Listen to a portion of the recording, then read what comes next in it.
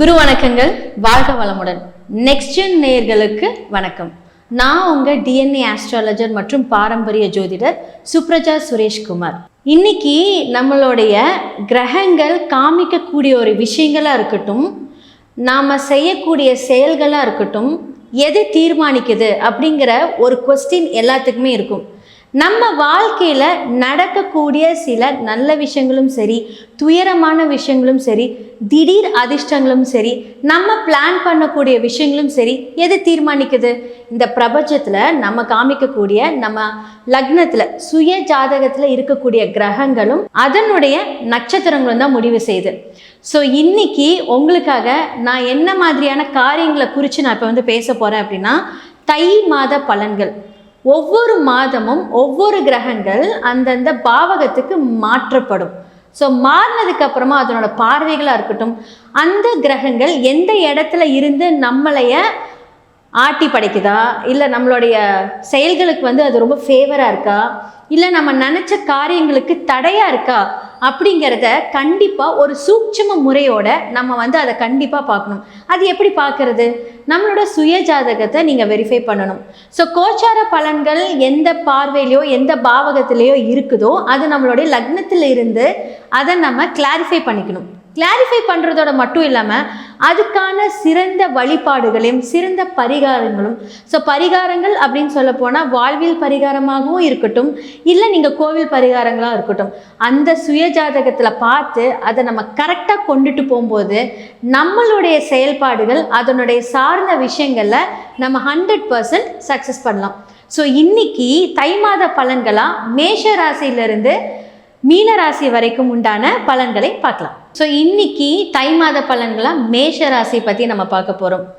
மேஷ ராசிக்கு எடுத்தோன்னே எல்லாருக்கும் பயப்படக்கூடிய ஒரு விஷயம் பார்த்தீங்க அப்படின்னா, இப்போது விரைய சனி ஸ்டார்ட் ஆயிருக்கு. விரயம் அப்படின்ட்டு கொடுக்கறது பார்த்தீங்கன்னா சனி பகவானாக இருந்தாலும், இந்த காலகட்டத்தில் உங்களுக்கு மக்கள் யார், நீங்கள் சந்திக்கக்கூடிய நபர்கள் யார், அவங்க உங்களுக்கு என்ன மாதிரியான விஷயங்கள் செய்கிறாங்க, உங்களுடைய சுற்றி இருக்கிற நபர்கள் என்னென்னலாம் செய்கிறாங்க அப்படிங்கிறத கற்றுக் கொடுக்கக்கூடிய இடத்தில் நம்மளுடைய சனி பகவான் இருக்கார். ஓகே, இப்போ மேஷ ராசிக்கு பார்த்தீங்க அப்படின்னா 9க்கும் 12க்கும் உரிய குரு 3ஆம் இடத்துல இப்போ வக்ர நிலையில் இருக்கார். 9ஆம் இடம் அப்படிங்கிறது உங்களுடைய தந்தை ஸ்தானம். 12ஆம் இடம் அப்படிங்கிறது பார்த்தீங்க அப்படின்னா உங்களுடைய ஒரு சுகஸ்தானம். 12ஆம் இடம் அப்படிங்கிறது உங்களுடைய விரயஸ்தானம். அப்போது அந்த விரயஸ்தானமே அந்த இடத்துல சனி இருக்கும்போது இப்போ உங்களுக்கு 1ஆம் இடமும் 12ஆம் இடமும் உங்களுக்கு கொஞ்சம் பாதிக்கப்பட்டிருக்கு. அப்போது நீங்கள் செய்யக்கூடிய ஒரு விஷயங்கள் என்ன அப்படின்னா, எதுவாக இருந்தாலும் யோசிச்சு பண்ணணும். சுப விரயங்களாக இருந்தால் நல்லது, ஆனால் அசுப விரயங்களாக இருந்தது அப்படின்னா அது நமக்கு கொஞ்சம் ஒரு கொஞ்சம் நமக்கு ஒரு டென்ஷனும், அதுக்கப்புறம் நம்ம டென்ஷன் அந்த குடும்பத்தில் காமிக்கக்கூடியது எல்லாமே இப்போ அந்த சனி பகவான் உங்களுக்கு கொடுப்பாரு.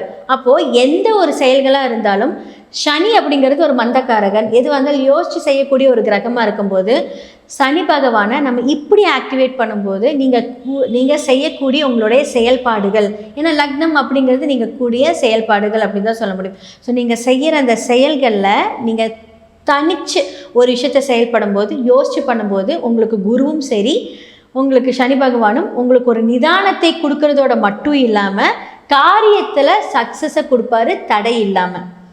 ஓகே, அடுத்ததாக மேஷ ராசியினருக்கு பார்த்தீங்க அப்படின்னா 7ஆம் இடத்துல சந்திரன். ஸோ சந்திரன் இருந்து அவங்களையே லக்னத்தில் பார்க்குறனால இப்போ அது என்ன மாதிரியான சந்திரன் அப்படின்னா தேய்பிரை சந்திரன். அப்போ தேய்பிரை சந்திரன் அப்படிங்கும்போது நீங்கள் எப்போவுமே லக்னம் செயல்பாடுகள் தேய்பிரை சந்திரன் பார்க்கும்போது இதை நீங்கள் கனெக்ட் பண்ணிங்க அப்படின்னா எடுக்கக்கூடிய டெசிஷன்ஸில் இப்போ தவறான காரியங்கள் நீங்கள் யோசிப்பீங்கன்னு அர்த்தம். ஏன்னா நம்ம நினைப்போம் நமக்கு எல்லாமே பாசிட்டிவாக முடியணுங்கிறது ஆசை. ஆனால் இந்த மேஷ லக்னத்துக்கு மேஷ ராசிக்காரர்களுக்கு தேய்பிரை சந்திரன் பார்வை இருக்கும்போது நிதானித்து செயல்பட வேண்டும். ஸோ சுக்ரன் பார்த்தீங்கன்னா 2க்கும் 7க்கும் உரிய சுக்ரன் இப்போ 9ஆம் இடத்துல இருக்கார். அப்போது உங்களுக்கு சுக்ரன் வீட்டில் குரு அப்படிங்கிறது பார்த்தீங்கன்னா மனதிற்கும் நம்மளுடைய புத்திக்கும் நடக்கிறதுக்கான போராட்டத்தை கொடுக்கக்கூடிய கிரகங்கள் அந்த 2 பேருமே.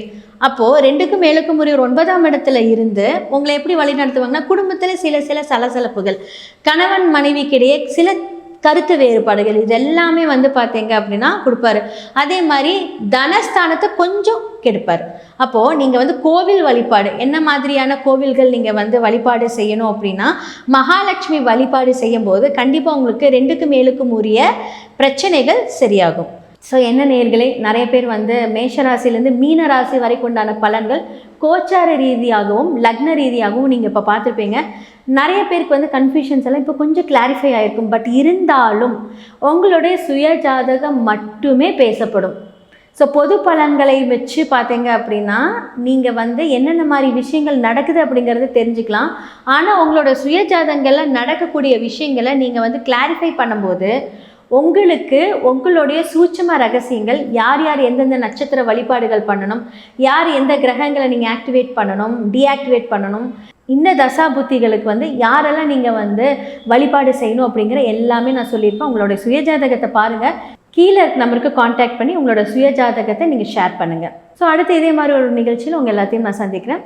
வாழ்க வளமுடன்.